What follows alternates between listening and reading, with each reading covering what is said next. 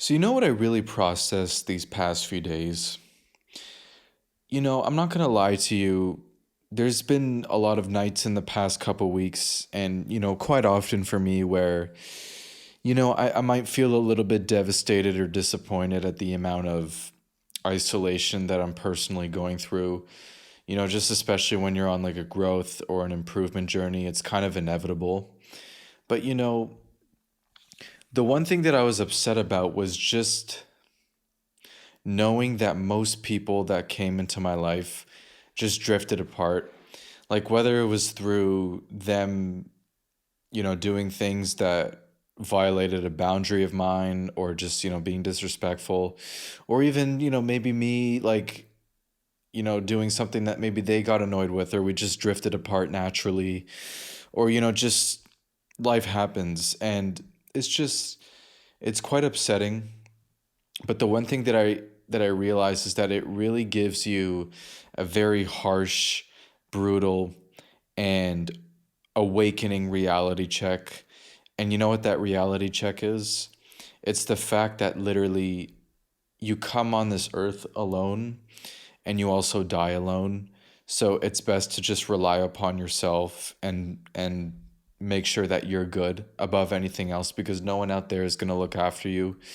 And it's the price to pay for sovereignty. It's the price to pay for being independent. But honestly, guys, especially as a man nowadays, I think it's just going to save you, like spiritually, emotionally, physically. Like it's just, I'm not saying that you can't ever accept or allow other people to help you, because you know obviously we do need that sometimes. Like, if you got it like let's use our brain here. If you got in a car accident, you're not going to be able to revive yourself or just magically replace a broken rib. Like, obviously you need to check yourself in a hospital and get that done.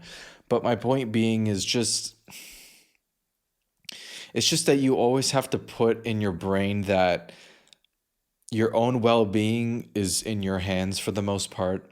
And again, it's not even physical. It's just financially, things like that. It's just, I'm more so coming at it from the perspective of a man. And and it's not that I'm saying women can be completely helpless and they can just fall in a man's arms and that's it, because nowadays I think that's getting less and less true. But I think as a man, you really cannot afford to bet on people. You're just not. And the one thing that really upset me the most was, again, I don't really have everything figured out, but just personally, I've made a lot of progress these past couple years, just with a lot of my personal goals, just professional goals, just getting out of bad situations that I put myself in, and, you know, coming out on the other side. The one thing that really upset me is that a lot of people along the way just simply didn't join. And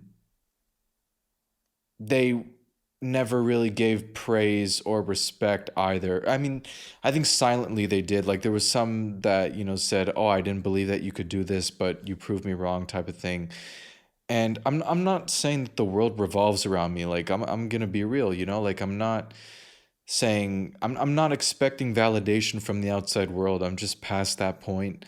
Um especially as a young man, you often think that, you want like society tells you you're going to have the woman when you have the looks, you're going to have women when you have the status, or when you become this and this and that. Once you get money, and once you find this and that, you're going to get these cool experiences. Life is going to be amazing, the snap of a finger. People are going to like you, people are automatically just going to, but it's like oftentimes, in my experience so far, I'm nowhere near where I want to be, but it's just I found it to not be true, and it was quite disappointing. But it was also quite liberating as well, because it made me realize that external validation just means nothing.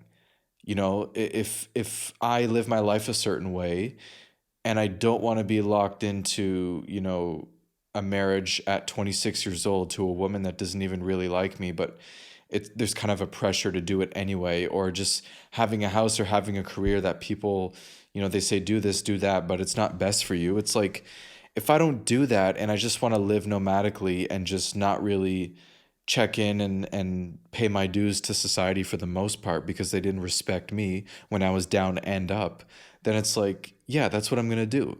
Hold this. And I think you should all feel the same way.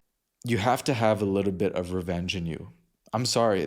I could be wrong, but I've played the rules. I've had my codes. I've had my principles, but I've been just through too many experiences. Whether it's just a best friend stabbing you in the back, or you lay out your boundaries to a person you thought was your friend, and then they just you find out their true colors. It's just on and on. It's just repetitive in my experience, and it's gotten to the point where it's like, you know what?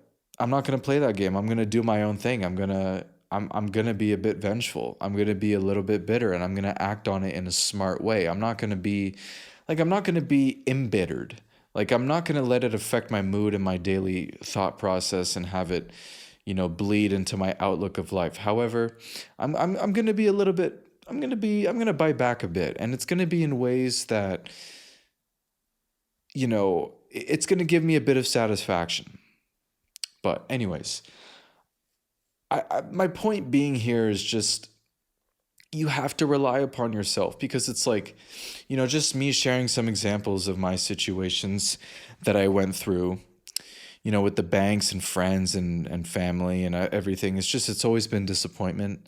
And again, maybe my outlook and my worldview of life is tainted because of these experiences and these reasons. But again, this is just my experiences, and this is the way that I see life. And I'm not saying that human beings are all bad. I mean, I'm nowhere near perfect. No one is. But I've encountered much more. Like, we're spiritually sick as a society at the moment, and I've encountered far more negative experiences from people than positive ones. I've had people that helped me through dire circumstances, and I appreciate that. Um, Most times they ended up switching up. Most times, they don't do it out of genuine kindness. They do it because they feel like it's going to make them feel better, like they're doing the right thing, which I guess it's okay. Like, that's why we help homeless people, maybe, so that we feel good.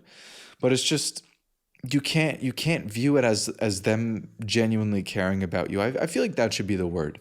It's not that you shouldn't ever, expect people to help you, because people do help you. They do help you.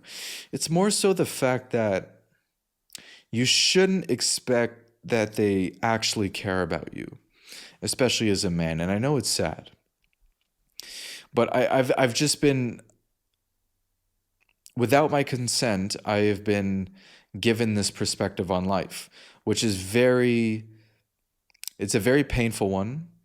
It's a very, I'm trying to look for the word where something is just too in your face. It's too raw. Raw is the word. It's too raw. It's too real. But it's necessary.